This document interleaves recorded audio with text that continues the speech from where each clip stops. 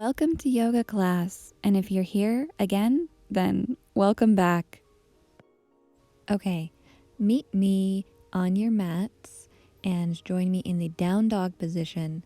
Warm up your body however you like for your down dog. I'm going to press my heels down and open my shoulders and hips a little bit.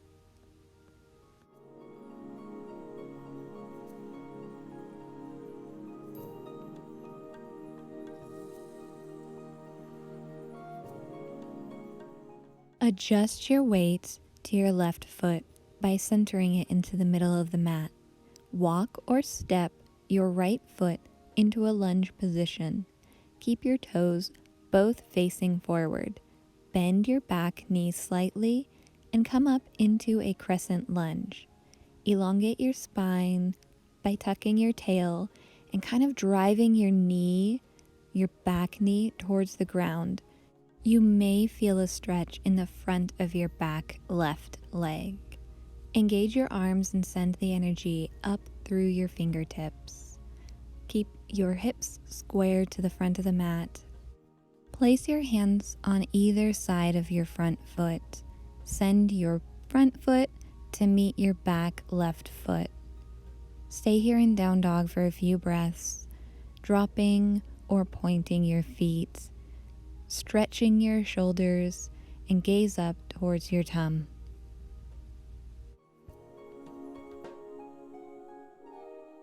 Center your right foot and place all the weight in your right foot. Walk or step your left foot in between your hands. Balance yourself on your right toes and square your hips to the front of the mat. Rise your hands up and bring your ribs in as much as you can while dropping your back knee slightly.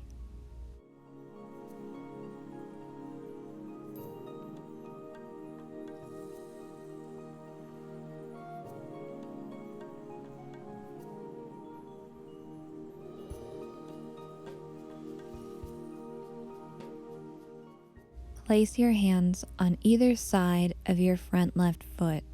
Push your left foot back next to your right foot, so you're back in downward dog. Exhale and engage your legs, either bending or straightening, depending on what feels best for you in this moment. Walk yourself up to a forward fold position. This fold is a fold of your choosing. Just stay here for a few breaths, relaxing. One vertebrae at a time, rise yourself up into a standing position, hands overhead.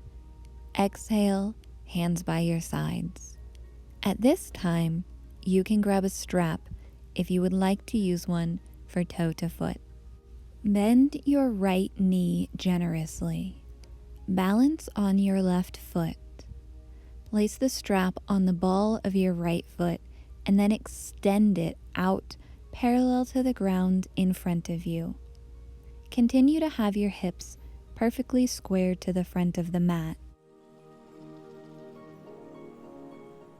Lower your foot gently to the ground and untangle yourself from the strap. Forward fold in your preferred forward fold. Here, I'm shifting my weight from one foot to the other to get a more gracious forward fold for my hammies and hips. Roll up into a standing position one more time. Graciously bend your left knee and balance on your right foot. Straighten your left knee to become parallel to the ground out in front of you, hips square to the front of the mat. Maybe this time you might walk your hand to meet your foot.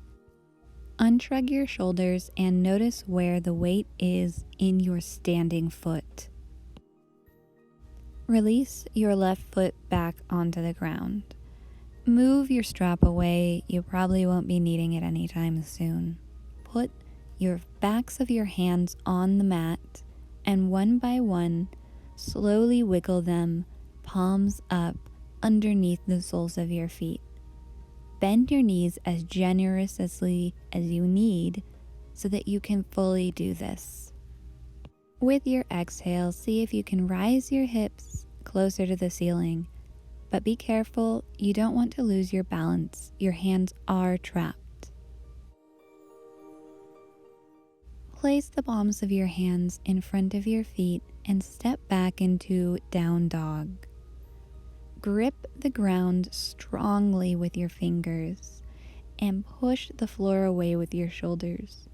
Notice how it feels depending on each different shoulder adjustment that you choose.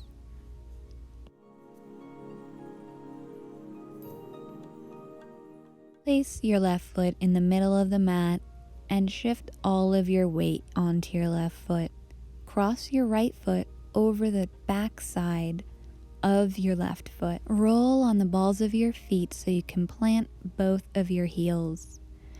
Show the ceiling both of your kneecaps, then your hips, and then open your chest and your arm towards the sky. Fix your gaze at one point to help your balance.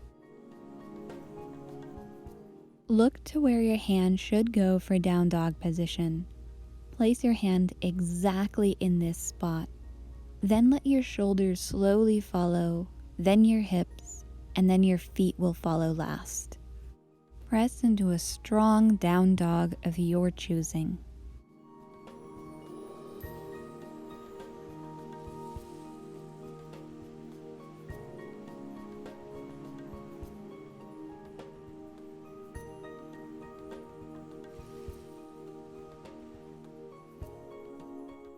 Adjust your right foot so it is now in the center of your mat. Place all the weight in your right foot, then cross your left foot over your right. Swivel so that both of your heels are able to touch the ground. Then send your knees up, your hips, and then your chest. Keep your right arm strong and engaged through this entire position.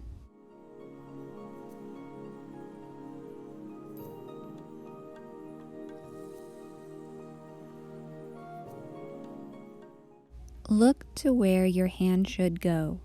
Then place your hand exactly in the down dog position. Let the rest of your body roll and follow your hand and shoulders. Press yourself into down dog. Feet hip distance apart. Knees hip distance apart. Hips raised as much as you can, keeping your neck neutral with a gentle gaze. Rise up onto your toes, then drop your knees to the mat so you are in tabletop. Move through tabletop and press back so you are sitting in an extended child's position.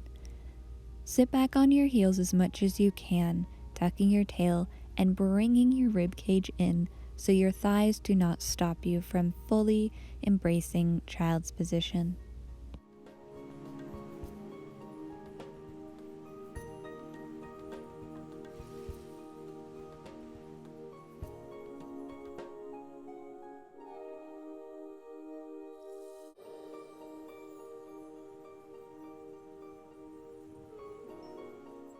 Rise up into a seated position, then swoop your feet out in front of you. Have your feet further than hip distance apart, but not as far as you can. Flex your feet or point them, but keep them somewhat engaged. Engage your knees by pulling them up closer to your hips. From this point, reach out slowly in front of you by walking your hands further away from you, closer towards your feet. Lift your chin towards the wall directly in front of you. This may help you from bending your spine and help to just hinge at your hips. Go as low as you need, and if at any point you feel that it starts getting tighter, then walk your hands back closer to yourself.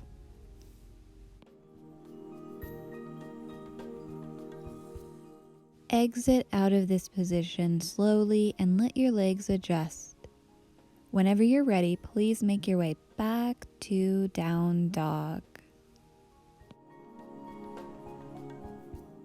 grip the mat with your fingers and shrug the mat away, pushing graciously and opening your chest. Notice to see how far you can bring your rib cage in as you're still keeping your legs straight and you're sending your hips towards the sky. Center your left foot. Then walk or step your right foot to the outside of your right hand. Position your body so that your hips are still parallel to the front of the mat. Stay up on your back left toes. Slowly lower yourself down to your elbows, keeping your hips square to the front of the mat and parallel to the ground. Keep your right foot flat on the ground and not twisting one way or the other. Press your hands back into the ground so that you're on your hands, then press back into down dog position.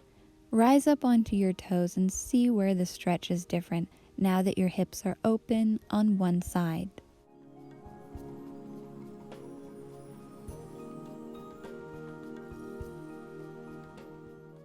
Center your right foot.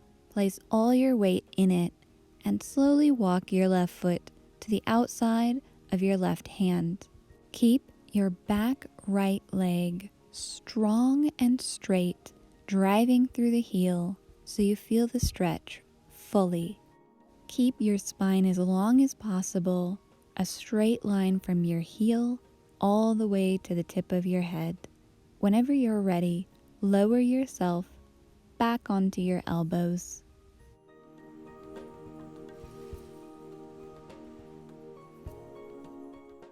Press back onto your hands, strong fingers, and then press your foot back into down dog position.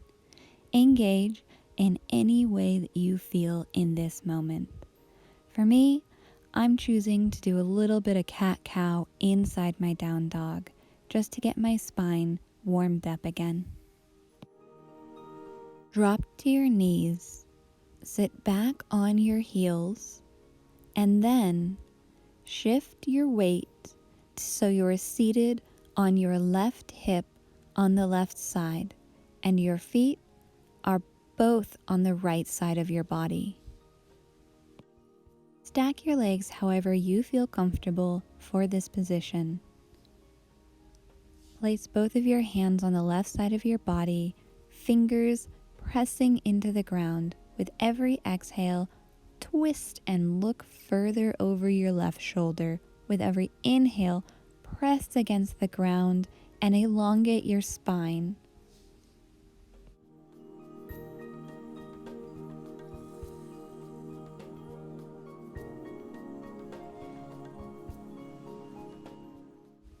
Untwist, then sit back up onto your heels, and let's do the other side. Sit on your right hip, feet to the left, hands to the right. Exhale, twist. Inhale, elongate. Again, exhale and twist. Inhale, elongate your spine.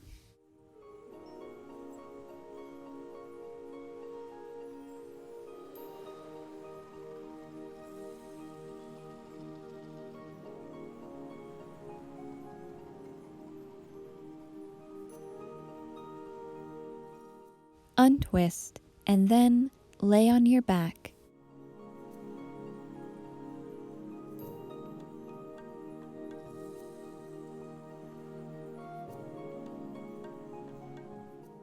When you're lying on your back, place your blocks on the outside of your knees.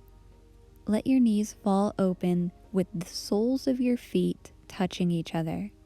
These blocks should prevent your knees from opening too much and getting too much of a hip stretch while we are in Shavasana. At any point, change and move around the blocks as you need. We will stay here for quite some time. Focus on your breath as you release the stress of today.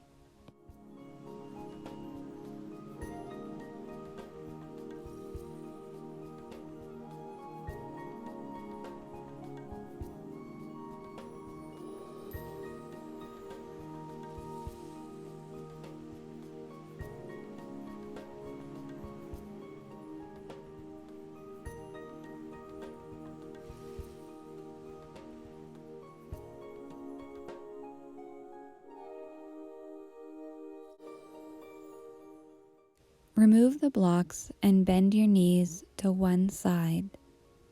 Slowly open your eyes whenever you feel ready.